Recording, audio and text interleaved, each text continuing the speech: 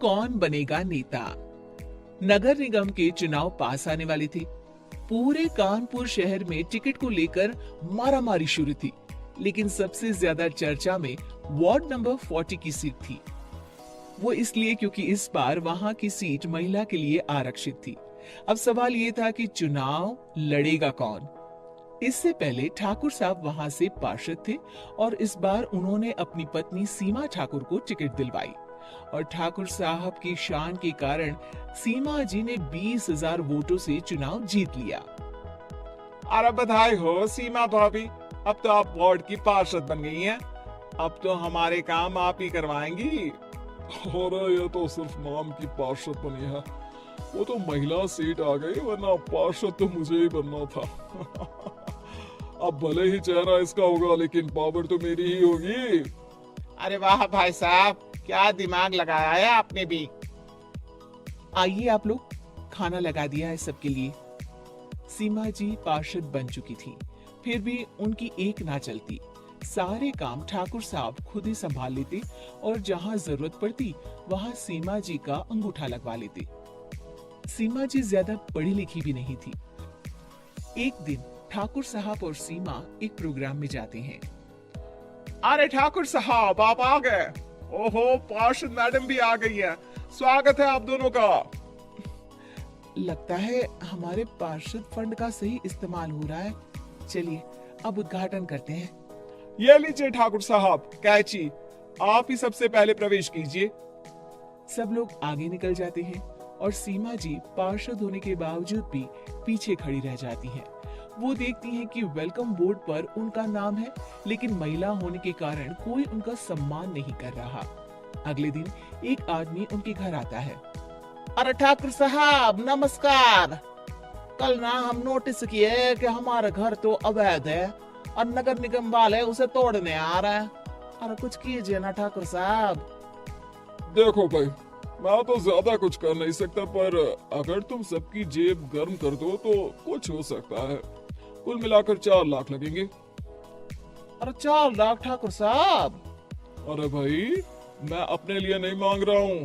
दरोगा है, इंजीनियर बाबू है, बड़े साहब है, सबको देना पड़ता है ना थोड़ा थोड़ा। बोलो है मंजूर? तभी वहाँ अचानक सीमा जी आ जाती हैं। अरे ये आप क्या कर रहे हैं? पहले इन्हीं लोगों से तो आपने वोट मांगे, अब इनसे ही पैसे ले रहे हो। अरे चुप रहो तुम, तुम्हारा काम है सिर्फ अंगूठा लगाना, तुम वही किया करो। मुझे दूसरे काम तुम मत सिखाओ, समझी? और तुम ना जाओ, अब पैसे लेकर आओ, वरना जेसीबी किसी भी वक्त आती होगी। सब कुछ ऐसे ही चलते रहता है। एक दिन सीमा जी और ठाकुर साहब को एक लोकल मीटिंग में बुलाया जाता है। वहां पर कई और अधिकारी लोग भी मौजूद रहते हैं। अब मैं चाहूंगा कि ठाकुर साहब हमारे बीच 2 शब्द कहें। मेरे प्यारे भाइयों और बहनों, आज मेरा सौभाग्य है कि मैं आप सबकी सेवा दिन रात कर पा रहा हूं। आपने मेरी पत्नी को भारी मतों से जिताया है, इसलिए मैं आप सभी का शुक्रगुजार हूं।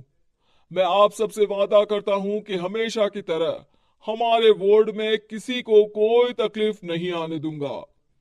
सभी लोग तालियां बजाने लगते हैं। अब मैं माननीय पार्षद मैडम को स्टेज पे बुलाना चाहूंगा। अपने नाम को बुलाया सुनकर सीमा जी एकदम चौंक जाती है। उन्हें बिल्कुल उम्मीद नहीं थी कि इतनी बड़ी जगह उन्हें मंच पर बुलाया जाएगा। जैसे तैसे वो मंच पर चढ़ती हैं। ऊपर जाती ही सीमा जी को सारी पुरानी बातें याद आ जाती हैं कि किस तरह उनके पति उन्हें कभी भी आगे बढ़ने नहीं देते और उनके नाम से गलत काम करते हैं। वो बोलने लगती हैं, मैं आपके वार्ड की पार्षद सीमा हूं। आप में से बहुत कम लोग ही मुझे जानते होंगे, क्योंकि इससे पहले मुझे कभी ऐसा मौका ही नहीं मिला।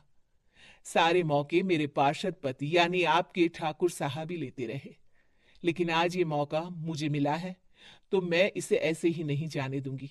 मैं आपको ये बताना चाहती हूं कि आपके ठाकुर साहब मेरे नाम की आड़ में गैर कानूनी काम करते हैं, जिस पर अंगूठों के निशान मेरे होते थे।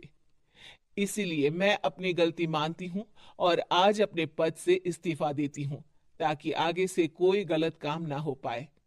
अब फैसला आप सबके हाथ में है कि आप हमें क्या सजा देना चाहते हैं।